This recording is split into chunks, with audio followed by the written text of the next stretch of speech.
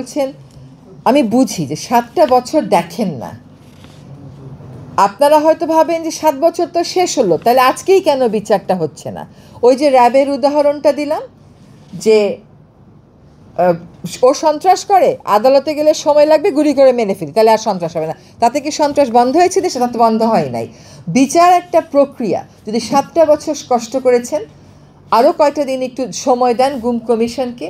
গুম কমিশন যে এত পরিশ্রম করছে,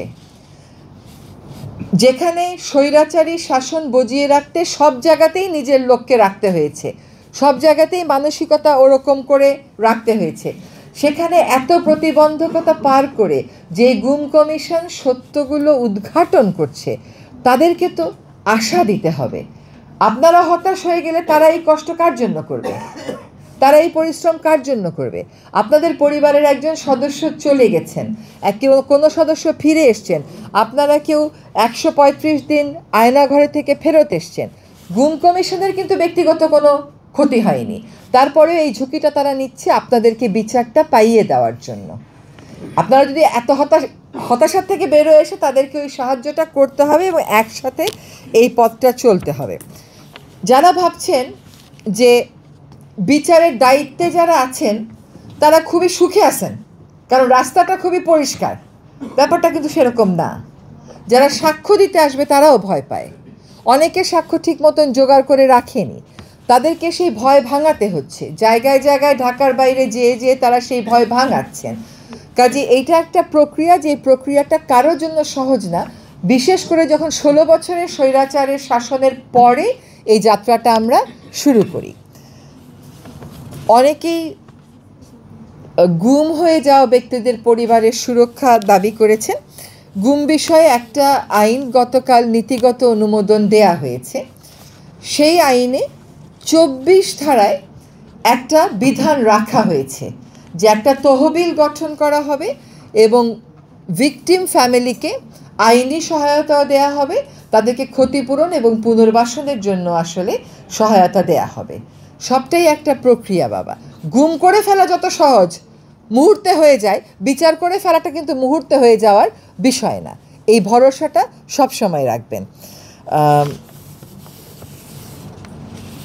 আরেকটা হচ্ছে যে অপেক্ষা শেষ হয় না কেন? আপনাদের অবস্থানটা হচ্ছে যে আমাদের আর কতদিন অপেক্ষা, এত বছর হয়ে গেছে, দেখিও না লোকটাকে, সেও আর আসে না, আর রাষ্ট্রও কিছু বলে না যে ওকে যে নিয়ে গেছিল, কে নিয়ে গেছিল এবং তার বিচারটা কি হবে। এই অপেক্ষাটা আসলে মানুষকে অধৈর্যিত করে ফেলবে, আসলে মানুষকে একটা না একটা পর্যায়ে হতাশা তো দিবেই। তার বিপরীতে যদি একটু চিন্তা করেন যে আমরা দায়িত্ব নেওয়ার পর থেকে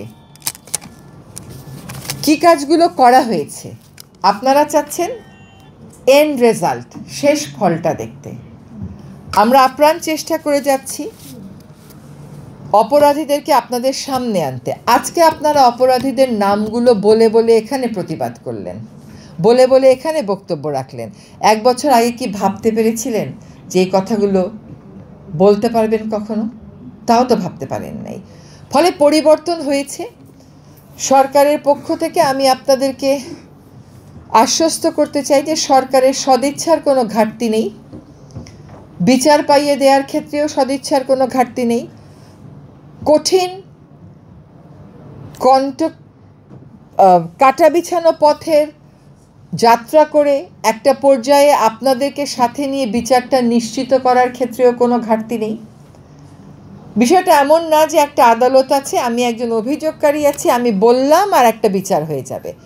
আপনার বিপরীতে যে দাঁড়িয়ে আছে তার সাক্ষ্য প্রমাণের ব্যাপার আছে, সমস্ত কিছু প্রমাণ করে আপনাকে বিচারটা পেতে হবে, তাহলেই হবে সেই বিচারটা সঠিক বিচার। হ্যাঁ, সে পর্যন্ত একটু ধৈর্য সকলকে রাখতে হবে। আর আইনটা আমরা আশা করি যে দ্রুত আরেক দফা পর্যালোচনার পরেই হয়তো চূড়ান্ত করা যাবে। তখন যখন তহবিলটা গঠন হবে, তখন আপনাদের আইনি সহায়তা যেটা লাগবে, ক্ষতিপূরণের যে কথাগুলো আপনারা বলছেন, পুনর্বাসনের যে কথাগুলো আপনারা বলছেন, সেগুলো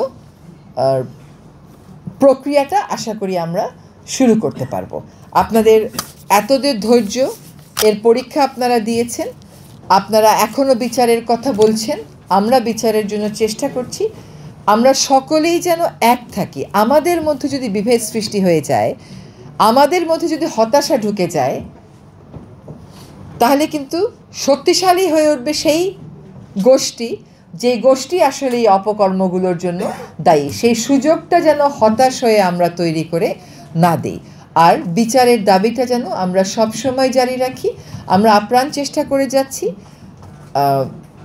এই প্রক্রিয়াটা যথাযথভাবে সম্পন্ন করে আপনাদের জন্য বিচারটা নিশ্চিত করতে। আসলে কিছু ঘটনার কখনো, যদি অন্যভাবে বলি আবেগের জায়গা থেকে, যে কিছু ঘটনার ধরেন আপনি যে চলে গেল তাকে তো আপনি ফেরত পাবেন না। আপনাদের যে অপূরণীয় ক্ষতি, আমরা হয়তো ক্ষতিপূরণের কথা বলবো, কিন্তু ক্ষতিপূরণ তো সেই ক্ষতি পূরণ করতে পারবে না। সেই ক্ষতি একমাত্র পূরণ করতে পারবে যখন দেশের বিচার ব্যবস্থাটাকে আমরা জবাবদিহিতামূলক করতে পারবো। দেশের বিচার ব্যবস্থা থেকে আমরা বিচার পাবো, প্রশাসন থেকে আমরা বিচার পাবো। আর কোনো নাগরিক যখন আর গুম হবে না, তখনই আমরা আসলে বলতে পারবো যে রাষ্ট্রটা বদলেছে, আমার মতন দুর্ভাগ্য আর কাউকে বহন করতে হবে না। আমি সকলকে ধন্যবাদ জানাই।